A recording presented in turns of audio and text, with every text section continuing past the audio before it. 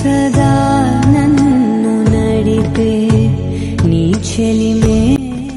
हाय எல்லாருக்கும் வணக்கம். இந்த வீடியோ வந்துட்டு அட்சய திருதிக்கு என்ன பண்ணியிருக்கேன் அப்படிங்கறதா. ஃபர்ஸ்ட் மார்னிங் ஒரு ஸ்வீட்டோட ஆரம்பிக்கலாமா? தோலை தூக்கி போட்டுறாதீங்க, சும்மா அடி தூள் டேஸ்ட் வாட்டர்மெலன் அல்வா செய்யலாம். சாப்பிட்டு அடியில இருக்க தோலை மட்டும் நீக்கிட்டு கிரேடர் அல்லது சாப்பர்ல போட்டுக்கோங்க. நம்ம சீவ கொஞ்சம் தண்ணியா தான் வரும். அந்த தண்ணியை வந்து ஒரு பவுல்ல வந்து ஃபுல்லா வந்து இழுத்து வச்சுக்கோங்க. இல்லைன்னா வந்துட்டு காட்டன் துணியில வந்துட்டு போட்டு வச்சுக்கோங்க. தண்ணி மட்டும் இழுத்தா போதும். இந்த மாதிரி சக்கை மாதிரி வரணும். எவ்வளவு தேவையோ அந்த அளவுக்கு வந்துட்டு சீவிட்டு சக்கையை மட்டும் எடுத்து வச்சுக்கோங்க. இப்போ ஒரு பேன்ல நெய் ஊற்றி முந்திரி பருப்பு போட்டு நல்லா வறுத்து வச்சுக்கலாம். ஃபர்ஸ்ட் இப்போ வாட்டர்மெலனை ஆட் பண்ணிக்கலாம். இது வந்து தண்ணியில எதுவுமே ஊற்ற தேவையில்ல. கொஞ்சம் ஒரு நெய்யிலே வந்து வதக்கிட்டு ஒரு மூடி போட்டு 2 நிமிஷம் கழிச்சு சுகர் ஆட் பண்ணிக்கோங்க. கொஞ்சமா உப்பு, ஃபுட் கலர் எது வேணும்னு நீங்க வந்து ஆட் பண்ணிக்கோங்க. கடைசியா ரோஸ் வாட்டர் கொஞ்சமா லெமன் ஊற்றி கடைசியா முந்திரி பருப்பு போட்டு ஒரு பெரட்டிட்டா அவ்வளவுதாங்க. வாட்டர்மெலன் அல்வா ரெடி ஆயிடுச்சு. நீங்க கூப்பிடவே வேணாம், வாசனைக்கு அவங்களே தேடி வருவாங்க. உங்களுக்கு இந்த டிஷ் பிடிச்சிருக்கு அப்படின்னா ரெட் ஹார்ட் வீடியோ சேவ் பண்ணி வச்சுட்டு ஃப்ரீ டைம்ல எப்போ டைம் கிடைக்குதோ அப்போ பாருங்க.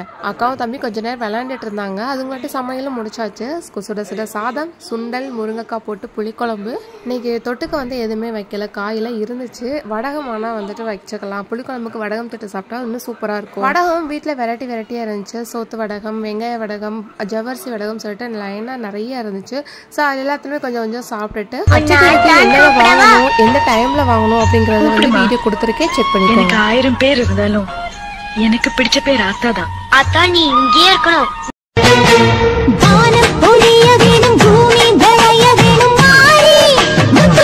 ஏதாவது ஒரு கோயிலுக்கு போகலாம்னு சொல்லி பிளான் பண்ணது. கோயம்புத்தூர் வந்ததுலேருந்து இது வரைக்கும் சாய்பாபா கோயில் போனதே இல்லை. சாய்பாபா காலனியில் இருக்கிற கோயில் போனால் அவ்வளோ அற்புதமாக சூப்பராக இருக்குது, அமைதியாக இருக்குது பிளேஸே. வந்துட்டு பிரசாதம் கொடுத்தாங்க. ஸோ அதனால் அதையும் சாப்பிட்டுட்டு வீட்டுக்கு வந்தேன். ஈவினிங் பாட்டு நொங்கு வாங்கிட்டு வந்துடுறேன். அதை நான் சாப்பிடல. ஸோ நைட்டு வந்து சாப்பிட்டுட்டு ஃபினிஷ் பண்ணியாச்சு.